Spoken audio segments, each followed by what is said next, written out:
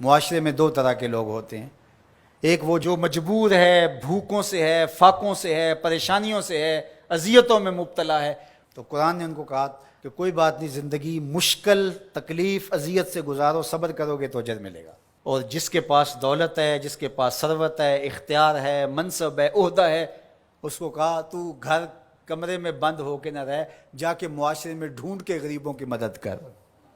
جس کے پاس ہے اس کو رحم کا درس دیا، جس کے پاس نہیں ہے اس کو صبر کا درس دیا۔ اب مجھے بتاؤ، معاشرہ اگر ایسا ہو جائے گا، جس کو مشکل ہے، تکلیف ہے، وہ اپنی سفید پوشی کا بھرم نہ ٹوٹنے دے، وہ کہے کہ میں اپنی سفید پوشی کو داغ نہیں لگنے دوں گا، جیسے تیسے گزارا کر لوں گا۔ اور جس کو اللہ نے ثروت سے نوازا ہے، وہ کہے کہ میں اپنے ماتحت اور اپنے دوستوں، اپنے ہمسایوں، اپنے عزیزوں، رشتہ داروں، اپنے اطراف میں بسنے والوں لوگوں کی ضرورت کو پورا کروں۔ تو مجھے بتائیے کہ کوئی معاشرے کے اندر پریشانی رہ سکتی ہے؟ ایک گلی کے اندر 10 گھر رہتے ہیں، فرض کرو اس کے اندر 2 یا 3 گھر غریب ہوں گے، 4-5 گھر جو ہیں متوسط ہوں گے، جو اپنا کماتے ہیں، ضرورت کو پورا کرتے ہیں، 2-3 گھر جو ہے وہ امیر ہوتے ہیں۔ ایک گلی کے اندر 2 گھر امیر، 2 گھر غریب، 6 گھر متوسط۔ متوسط بھی اگر کریں تو اچھی بات ہے، اور اگر وہ گلی میں 2 غریب آدمی جو ہیں ان کی مدد 2 امیر کر دیں، ان کو اپنی فیملی کا حصہ مان لیں، تو اس گلی کے مسائل ختم ہو گئے کہ نہیں ہوئے؟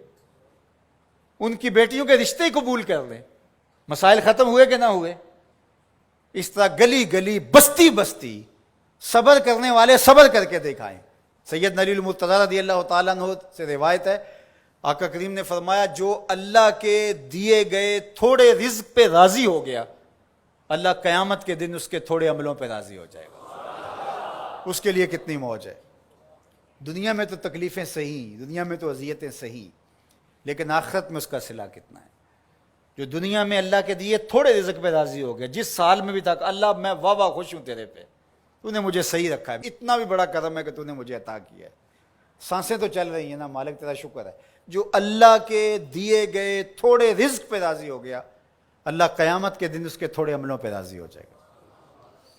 اور اس کا معکوس کیا ہے؟ جو اللہ کے دیے گئے زیادہ پہ بھی راضی نہ ہوا، ایک وہ بھی ہیں جو اللہ کے دیے تھوڑے پہ راضی ہو جاتے ہیں، اور ایک وہ بھی ہیں جو اللہ کے دیے زیادہ پہ بھی راضی نہیں ہوتے۔ بعض وقت کسی غریب سے پوچھتے ہیں سناؤ کیسے حال ہے، تو وہ کہتے ہیں اللہ کا شکر ہے۔ اور بعض اوقات کسی فیکٹری کے مالک سے پوچھتے ہیں کیا حال ہے، وہ کہتا ہے چل ہی رہا ہے، آپ کو پتہ ہے آج کل گزر ہو ہی رہی ہے، اس کی گزر ہو رہی ہے۔ جس کے کروڑوں روپے بینک میں پڑے ہوئے ہیں، وہ چہرے کے اوپر کئی طرح کی لکیریں لا کر کے کہتا ہے بس گزر ہو ہی رہی ہے۔ کتنے لوگوں سے بہتر ہیں آپ جو نانے شبینہ کو بھی ترستے ہیں۔ تو اللہ کے دیے پہ راضی ہو جاؤ، اس کی تقسیم پہ راضی ہو جاؤ، زندگی سوکھی گزرے گی۔ نہ راضی ہو گے تو پھر کیا کر لیں گے ہم؟ اگر اللہ پہ راضی نہیں ہوں گے تو پھر کیا کر لیں گے؟ پھر بھی تو ایسے ہی گزرے گی۔ تو بہتر نہیں راضی ہو کے گزرے اور آخرت کا سودا ٹھیک ہو جائے۔ تو ان کو کہا جو پھنسے ہیں، جن کی گردنیں پھنسی ہوئی ہیں، تم ہر حال میں اللہ کا شکر ادا کرو، اور دوسروں کو کہا کہ یہ تمہاری بھول ہے کہ ہم دیں گے تو اتنا کم ہو جائے گا۔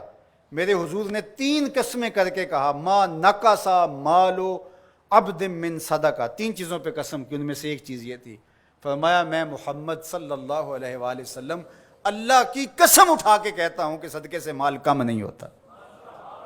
صدقے سے مال کم، صدقے سے مال کم ہوتا تو حضرت ابو بکر صدیق اس دنیا کے سب سے غریب شخص ہوتے، جنہوں نے سارا مال دے دیا۔ حضرت عثمان غنی سب سے غریب ہوتے، حضرت عبد الرحمن ابن عوف سب سے غریب ہوتے، جنہوں نے 30,000 غلام آزاد کیے زندگی میں۔ تو مال خرچ کرنے سے کم نہیں ہوتا، اور یہ بات حضور ویسے بھی فرما دیتے تو کافی تھا، لیکن میرے حضور نے قسم کر کے کہا کہ میں رب کی قسم کر کے کہتا ہوں کہ صدقے سے مال کم نہیں ہوتا۔ اللہ ہم سب کو سورہ البلد کے مضامین پر غور و تأمل کی توفیق